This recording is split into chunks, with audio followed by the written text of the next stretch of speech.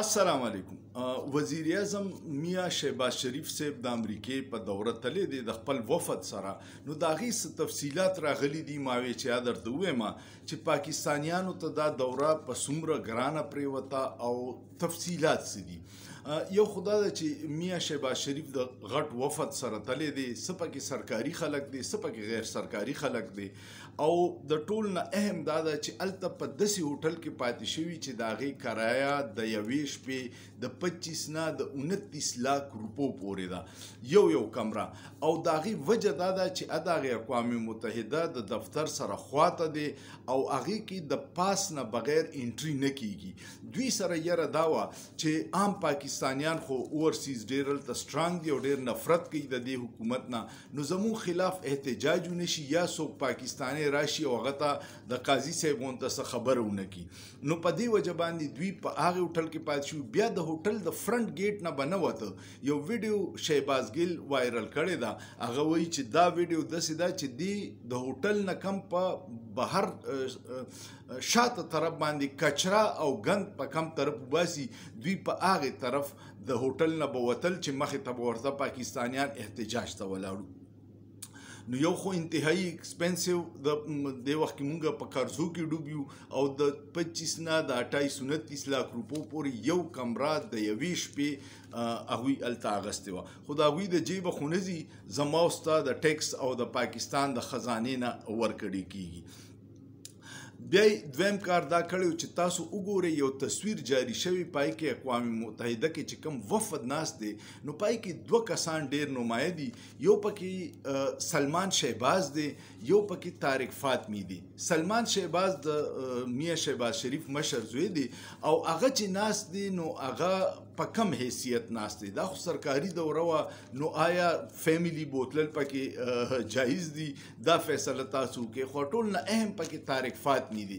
کله چې د میاں نواز شریف صاحب حکومت او دا دریم ځل وزیر اعظم نو یو سکینډل شوی هغې ته ډان لیکس وی او زمونږ اسټیبلیشمنټ ویلیو چې دا په قومي سلامتۍ باندې حمله کړې ده مسلم لیگ نون او پای کې ذمہوار کسان چې وو هغوی کې یو طارق فاطمی او یو پرویز رشید او دې چې طارق فاطمی دا د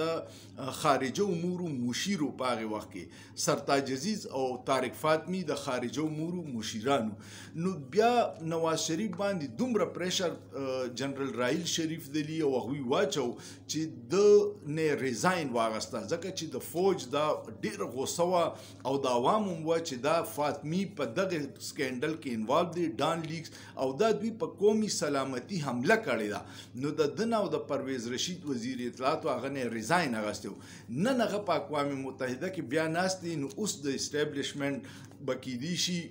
قومي سلامتۍ ته خطره نه نو ځکه فاطمي صاحب تللی دی ما وایي چې تاسو ته تاریخ نه دا رایاده کړمه بلې دا چل کړی دی چې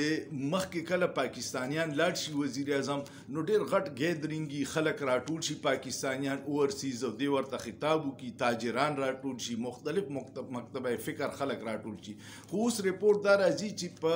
امبیسۍ کې 130 کسه عام خلک راغوښتي او هغوی ته یو انسټرکشن ورکړی چې تاسو به په عام ډریس کې نه راځئ پینټ شرټ او ټای به اچوئ د دې څه مقصد دی د دې دا مقصد دی چې دوی خلکو ته وښیي چې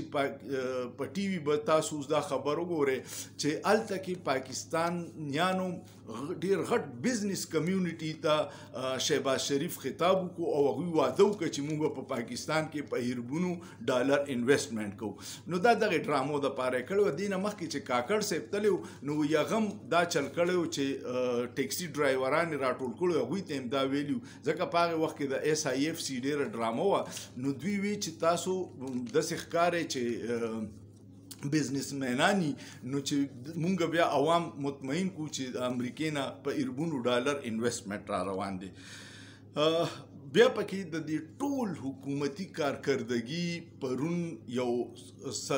نوټیفیکیشن جاری شوی د هغې نه واضحه ده یو سرکاري افسر دی هغه په یو وټساپ ګروپ کې یو خبر ورکړی دی او هغه خبر دا دی چې د مسلم لیگ نون نه حکومت چلول داسې دي لکه چې ستړي اجړا ته ګډا ته پاسې نو په دغه به بیا چا خلک خوی نظر ساتي جنسو والا ادارو والا هغوی بیا هغه سړي ته اوس سرکاري شوکاز نوټس جاری شو چې تا دا خبر ولې کړې نو د امریکې دا ټوله دوره چې وګوري او د دې سړي دا خبره چې وګوري نو دا بالکل صحیح ده دا یو څو خبرې وي ما وی چې تاسو سره شیر کم چې دا زمونږ د دورې صورتحال دی او هغه خلک چې مخکې به اسټابلیشمنټ وي چې قومي سلامتۍ ته خطره ده په یو ان په اجلاس کې په دغه وفد کې ناست دي چې دا غنوم طارق فاطمی دي